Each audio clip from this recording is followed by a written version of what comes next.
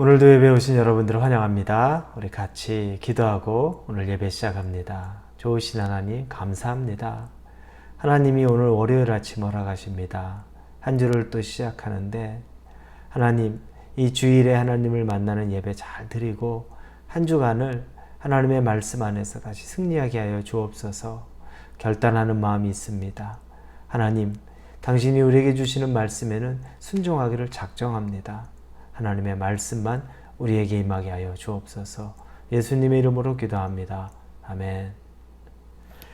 네, 우리 오늘 볼 말씀은 사도행전 13장입니다. 사도행전 13장 42절부터 52절까지입니다. 사도행전 13장 42절에서 52절입니다.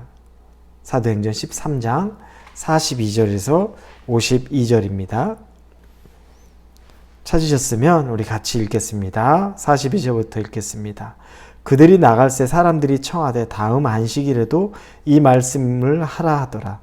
회당의 모임이 끝난 후에 유대인과 유대교에 입교한 경건한 사람들이 많이 바울과 바나바를 따르니 두 사도가 더불어 말하고 항상 하나님의 은혜 가운데 있으라 권하니라.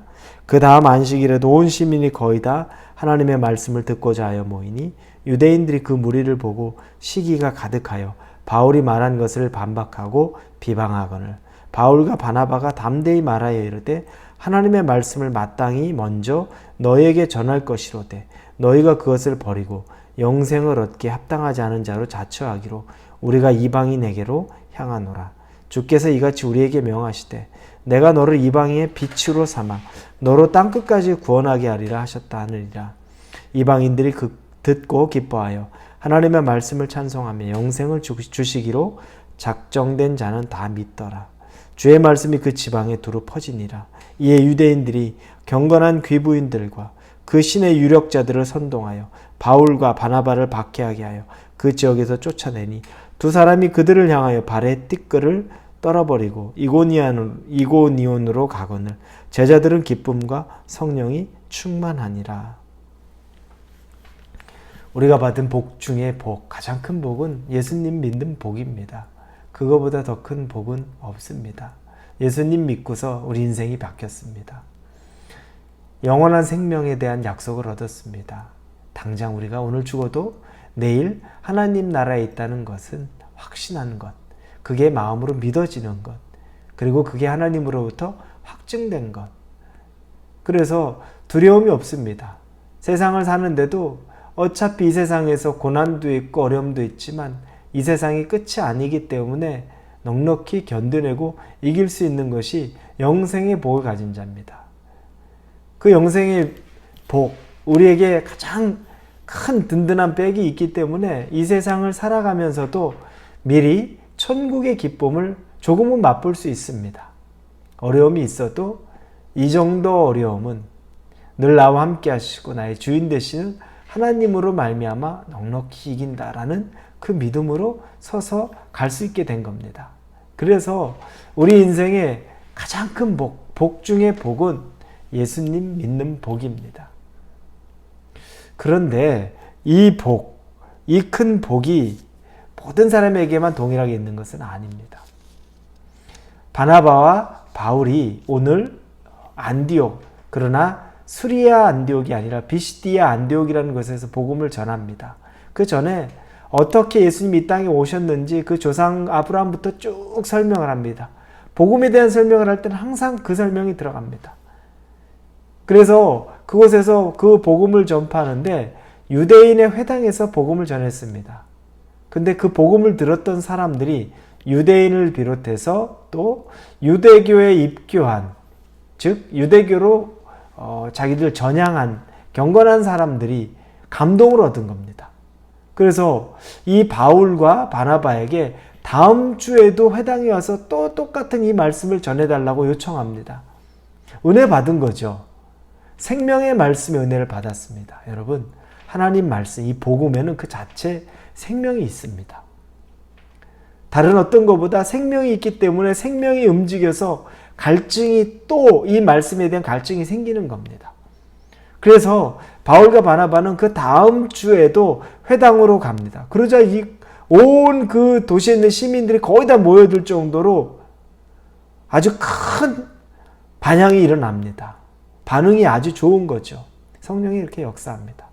근데 그 자리에서 기존에 있었던 이 유대교에 심취해 있는 유대 교인들은 그 무리를 보고 시기가 가득했다라고 오늘 보면 45절에 나옵니다. 45절에 유대인들이 그 무리를 보고 시기가 가득하여 바울이 말한 것을 반박하고 비방하거늘. 시기가 가득한 겁니다. 자기들의 종교, 이 유대교가 있는데 이 유대교에서 빠져나가는 사람들이 생겨나고 유대교보다 더 많은 사람들이 은혜를 받는 종교가 생기는 것을 보고 아주 시기하고 비방을 한다고 나옵니다. 그래서 바울이 하던 그 설교 말씀을 반박하는 거죠. 그 진리를 반박하는 겁니다. 그러자 바울과 바나바는 이야기합니다. 우리는 먼저 유대인에게로 말씀을 전하려고 했다. 그리고 말씀을 전했다. 그런데 너희들이 말씀을 받을 준비가 되어 있지 않았다. 거절했다는 거죠. 거부했다는 겁니다. 그 말씀을 기꺼이 받기를 거부했다. 그래서 우리는 주의 말씀대로 이방의 말씀을 전하는 자로 택함을 받아서 이방에게 말씀을 전한 것이다. 그리고 이방 사람들이 그 말씀에 반응하기 시작한 거다. 라고 얘기합니다. 여러분, 말씀은, 하나님은, 성령님은 인격적인 분입니다. 당신을 받아들이기 원하는 사람 가운데 기꺼이 찾아가십니다. 그러나 당신을 받아들이기 원치 않는 사람 가운데는 또 역사하지 않습니다. 그러자 이방인에게로 자기들이 이제는 부름받았다. 이방인 선교를 위해 부름받았다 이야기를 하자 48절에 이방인들이 듣고 기뻐하여 하나님의 말씀을 찬송하며 영생을 주시기로 작정된 자는 다 믿더라. 기쁜 거예요. 그 이방인들은 오히려 이제 기쁘고 우리에게도 이런 말씀, 이런 복음이 선포되는구나. 이제 우리도 주의 자녀, 하나님의 자녀가 될 수 있구나 라고 해서 기뻐하고, 그리고 마음 문을 다 열었던 사람들은 다 구원을 얻었다고 나옵니다. 복된 소식이, 복음이 예수 믿는 복, 우리 일생일대 가장 큰 복 중에 하나, 예수님을 믿은 복이 이방인에게 이렇게 전달된 겁니다. 그리고 저와 여러분, 우리 이방인이었던 저와 여러분에게도 이렇게 전달된 겁니다. 말씀을 사모하고 하나님에 대한 갈증이 있는 사람들이 받았던 은혜입니다. 그런데 비극적인 건 그 모습을 본 유대인들은 50절에 49절부터 주의 말씀이 그 지방에 두루 퍼지니라. 이에 유대인들이 경건한 귀부인들과 그 신의 유력자들을 선동하여 바울과 바나바를 박해하게 하여 그 지역에서 쫓아내니 나옵니다. 유대인들이 바울과 바나바를 박해하고 그리고 그들을 선동해서 그 지역에서 핍박하고 쫓아내게 합니다. 그렇게 이용한 사람들이 경건한 귀부인과 그 신의 유력자들이라고 나옵니다. 한 사람들, 한 부류는 복음의 말씀을 들어서 기뻐하고 생명이 들어와서 너무너무 행복해하고, 한 사람은 시기와 분냄이 가득해서 거짓과 박해로 하나님의 말씀을 쫓아냅니다. 인생이 이렇게 갈립니다. 동일한 말씀이 임했는데 어떤 사람은 그 말씀을 기쁨으로 받아들이고 어떤 사람은 그 말씀에 분노하고 비방하고 박해합니다. 여러분, 우리는 말씀을 받아들임으로 은혜 받은 자입니다. 그러나 아직 말씀을 받아들이지 못한 수많은 사람들이 있습니다. 우리에게 안타까운 마음으로 그 사람들도 우리가 누리는 이 기쁨을 누리도록 우리가 중보해야 합니다. 그리고 박해를 받고 고난을 받았던 이 바나바와 바울이, 지금은 사울이죠, 의기소침해서 그들이 그곳에서 자기가 말하는 것들이, 그들이 말하는 것, 그곳에서 의기소침해서 분노하고 하는 것이 아니라 미련 없이 그 지역을 떠납니다. 자기들이 할 일은 다 했고 성령이 하실 일은 했고 자기들은 그 지역을 미련 없이 떠나고 이고니온이라는 지역으로 갑니다. 그렇게 가면서 52절에 제자들은 기쁨과 성령이 충만하니라 이렇게 말합니다. 기쁨과 성령이 충만합니다. 사람으로부터 핍박을 받아도 기쁨과 성령이 충만합니다. 왜 그렇습니까? 사람에게 영광을 받지 않기 때문입니다. 바나바와 바울이 사람을 통해 영광과 칭찬을 받는 사람이 아니기 때문에 박해가 있어도 기쁨이 있고 성령 충만함이 있는 겁니다. 우리가 사람으로 영광을 받으려면 서운한 일도 너무 많고 섭섭한 일도 많고 인정 못 받으면 화나는 일도 있습니다. 그래 유대인들이 바로 그 모습이죠. 그런데 복음이 온전히 들어온 사람은 내가 설령 이 복음 때문에 박해를 받고 어려움을 겪어도 기쁨이 충만한 겁니다. 오늘 하루를 살아가시면서 여러분이 예수님을 믿는 이 기독교인이 되었다는 것, 예수님을 믿는 것 때문에 여러분 안에 기쁨과 성령이 충만하기를 바랍니다.